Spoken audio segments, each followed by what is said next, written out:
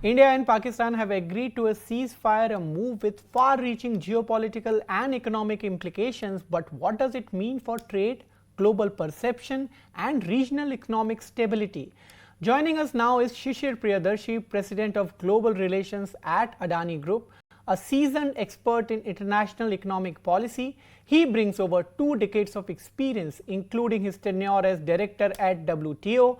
He's worked closely with global institutions like World Bank, IMF, and OECD, and today he helps shape the Adani Group's global strategy.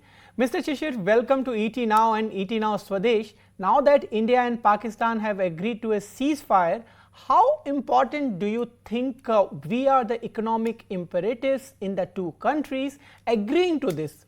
What would have been the economic consequences of a long-drawn conflict on the two countries? It's a pleasure to be on the show with ET. Look, enough has been said about the geopolitical necessities and implications of the conflict.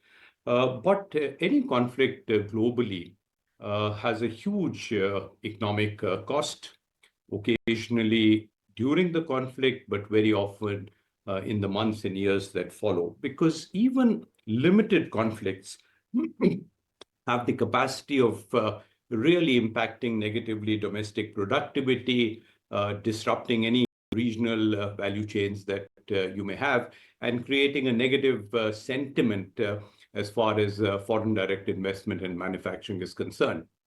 I'd actually give 2 examples which will strongly, strengthen this point. If you look back at 1965, it was a small duration war, but the growth in that year fell to about minus 3.6% as compared to 7.6% earlier in the earlier year. And even in 1971, though strategically a victory for us, but our growth fell to just around 1% from a 6.5% growth of the previous year in 1970. But very interestingly, the other side you have is right today as we speak. The stock market, the Indian stock market, which is obviously one reflector of the economic sentiment, has gone up by about 2,000 plus points. And sure, there are other reasons for it. You've got Russia and Ukraine talking to each other. You've got the US and China talking to each other. But yes, economic consequences of war, even for a limited duration, can be huge. And I think, therefore, in addition to all that has been said about the positive implications of a ceasefire and for the peace that the country and its people need, I think even purely from an economic point of view, I think this is a very, very important development, because a long-term conflict would have had severe consequences. Sure, India was better placed to have weathered those because of our very, very strong forex reserves, of close to a 4 trillion economy, overall a very integrated trade profile. But it would be false for anyone to say that it wouldn't have impacted our growth too. So that's my take on the ceasefire and its economic implications. Right. If the ceasefire had not been established, would the conflict have had an impact on India's role in regional supply chains and its aim in greater integration into global supply chains? I think you've actually put your finger right on the pulse.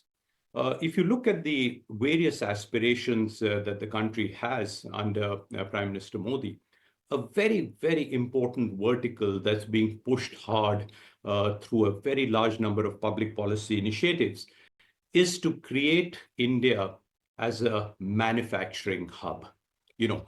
And manufacturing hub today really means that you become integrated even more into regional and global value chains.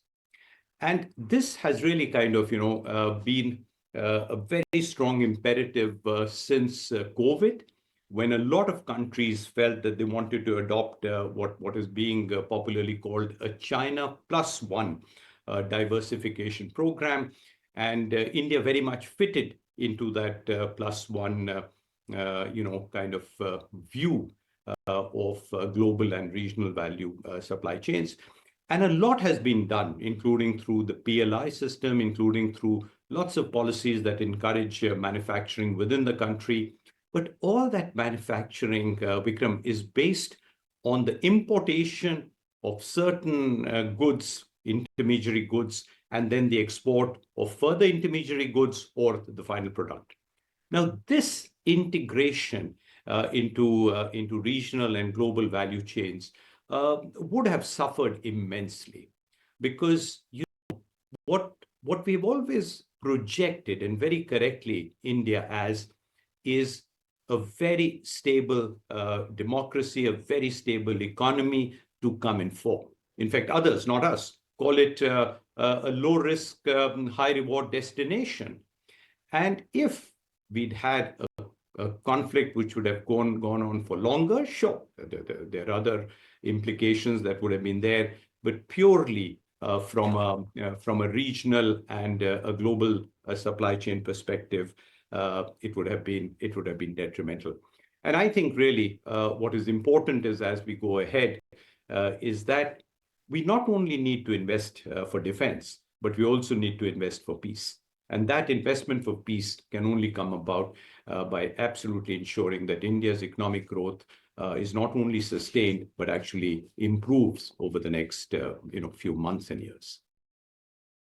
Right. From a geo-economic, not geopolitical standpoint, how does United States view the India-Pakistan conflict, especially after facilitating the ceasefire?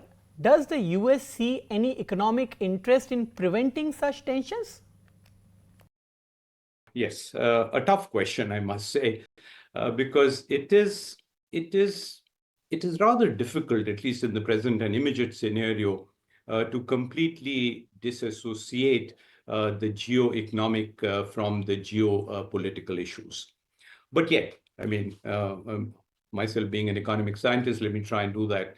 But at least in the present context, that is somewhat difficult. Purely economically, look, the US is India's foremost trading partner.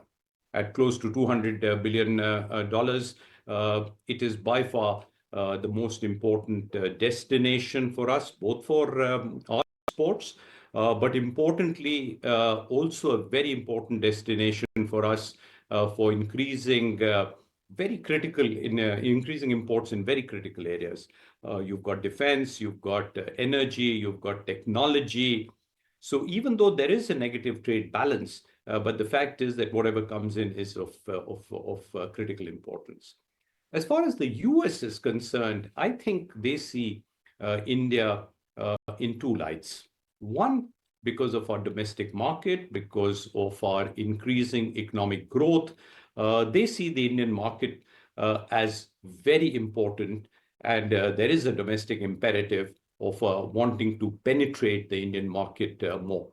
It is also true that in certain areas of interest to them, India has historically maintained high tariffs. And even though I personally don't agree with this reciprocal tariff argument, because tariffs in the World Trade Organization are negotiated over a whole range of goods, and it is a compromise, and occasionally even beyond goods, into services and intellectual property and elsewhere. But still, if you just looked at it from a US perspective, you will find that they do feel that they want to penetrate the Indian market. Now, what better way for them to get a good deal in the bilateral trade agreement, or even just without it happening, is if they were to come out as having quote unquote help the two countries reach a ceasefire. Now, I know India's got very strong reservations, and rightfully so, about any foreign interference in the Kashmir issue. But again, purely from an economic point of view, I think it's important. The second thing that I think, as far as the US is concerned, is they do see India as perhaps one kind of island of democratic stability and perhaps sharing of common concerns, President Trump and Prime Minister Modi have established a rapport. A few leaders have.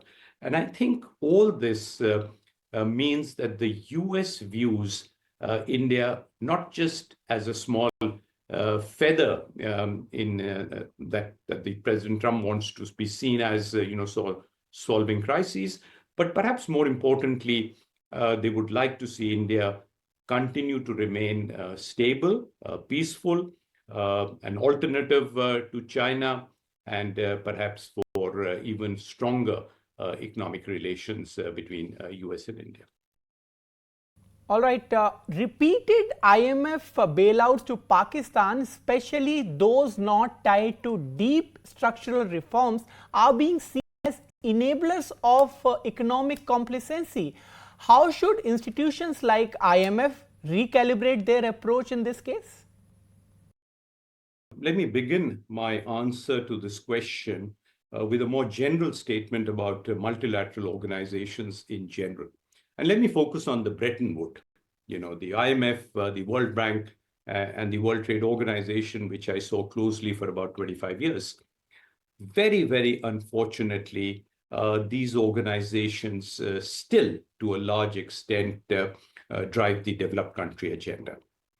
WTO might just be the best out of these three, or the least worst, if you want to use wrong English. But the fact is that within the World Bank and IMF, because of this weighted system of voting, between the United States and the European Union, they have such a large percentage of that weighted system that literally what they say goes on.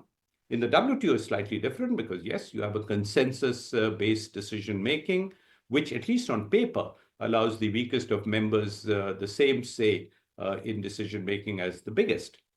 But on IMF specifically, I know my voice is immaterial here, but I think IMF deserves a rap on the knuckles. To have, there is always a substantive and an optical perspective of every issue.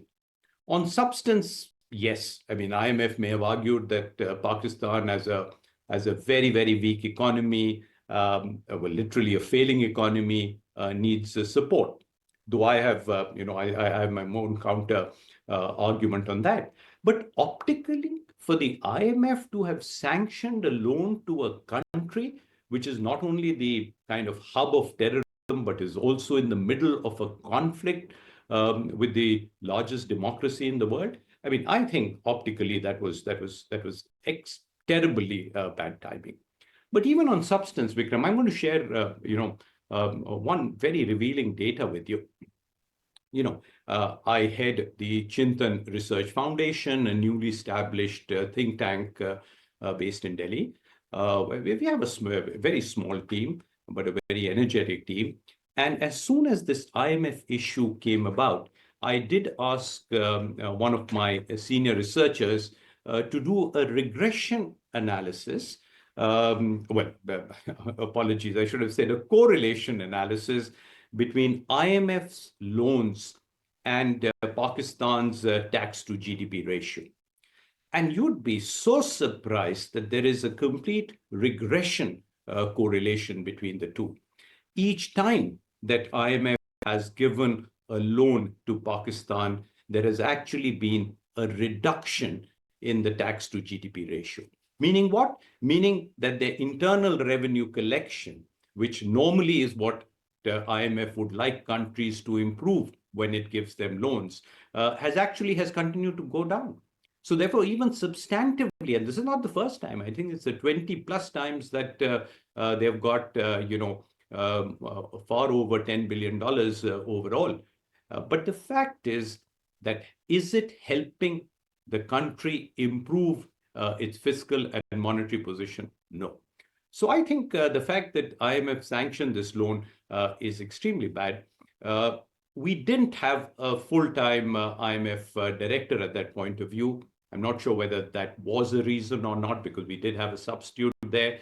But it's also a fact that IMF, in their own rule procedure, you can only abstain. You can't vote against it. So yes, we abstained, but I think, and I do really hope that whatever our representative, our in charge executive director there has said is on record and should remain on record, expressing our strong opposition. A final word on this is we shouldn't let it go by just saying, well, it was in the past, they've already sanctioned it, let's leave it at that. No, I would very, very strongly feel that we must continue to raise a hue and cry over this, because it's not just this amount. We've got to ensure that until and unless Pakistan ticks all the boxes that India wants it to in the context of its support for terrorism, the FATP, and the other issues, the multilateral organizations must tread a very, very careful part, because there is a huge risk of this money being diverted for purposes other than what it is being sanctioned. Given the recent ceasefire, how should India plan for its economic future? What strategies should India pursue to ensure long-term economic stability and growth in the country while navigating complexities like peace and geopolitical challenges? It's going to be a tough and challenging times for the policymakers, and I'll tell you why. Look, there is bound to be a review of our defense expenditure. Even if you went by what is reported in the press that we've come out with flying colors, but there would certainly be aspects that in an internal and confidential review would come out as requiring strengthening, requiring modernization, even requiring a complete new approach to what this 4-day conflict would have, the experience it would have given. Now, if money is going to get diverted to defense, and let's be practical, it will. And yet we want to maintain the trajectory that the country has started under Prime Minister Modi to reach the goal of being a developed country by 2047. That is Viksit at 2047. Then I think the reform agenda and the public policy imperatives in the next few months, the next few years are going to be very, very important. Because if we do not want to take away or lessen the investment in growth sectors, and yet probably may need to increase our defense spending, then the pie has to become bigger. And the only way that the pie can become bigger is if the focus and thrust on reforms is really pushed. Now, there are 4 or 5 elements to it, which again are not exhaustive, but in my mind, they're probably the most important. We must continue. Number one, we must continue to push for a very, very strong manufacturing base within India, across all sectors, across technologies, across states, across, both as intermediary and as final products. India must emerge an even stronger manufacturing base. The second, infrastructure and connectivity. I think it's extremely important that the pedal is pushed even harder in these 2 things. We've got new ports coming up. We've got to have more airports. Importantly, the railways provide a huge linkage. We've already seen, as far as ports and airports is concerned, both the modernization and privatization and the benefits that has reaped. I think the same thing needs to be now put into all forms of connectivity. Third, the integration globally. We are part of a number of important multimodal corridors, the IMEC being the most recent one. And I think we really need to push the implementation of these corridors because they are not the traditional transport corridors. They are multimodal. There is energy, there is data, there is renewable energy, there is green hydrogen, all of which I think would only boost India's economic growth. And we must also very, very strongly and quickly is actually the right word, try and conclude as many of our free trade agreements that are still being negotiated. I think we have to improve our competitiveness, and while the government must keep a lookout for any sectors that seem to bear the brunt of any import surges, but it is a fact that opening up of the market and making it more competitive is what will lead to growth. Coupled with this, we have our, I think so far, again, very creditable the way the macroeconomic stability has been ensured by our fiscal and monetary policies, and we need to keep that thing. A final word, and I think that really is important, I would feel, for the government to do, liquidity in the market. We so often we want, and it's not just the large private sector that I'm talking about, which is involved in obviously the infrastructure growth and often cries about lack of liquidity, but really India's growth is made up from the SME sector. And if you go, and we've just done as part of Chintan's work, done a small survey, and I think one of the most important feedback we've got from the small and medium enterprise, which every urban city is full of, that they are unable to get the requisite financing for their, growth and need from banks. And therefore, I think the NBFCs also have to be kept very strongly into the picture. But overall, yes, Vikram. I mean, we've really got to push very strongly. If our target was to become a 5 trillion economy in 5 years, we should actually try and do it in 4. Because I think finally, what will kind of make you stand out as a country is your strong economic power. Military power is important. Military power needs to be there, but it is this economic power which we must push for. Victor. Thank you so much, Shishir, for joining at this hour and breaking down this complex topic into perspective. Thanks for watching.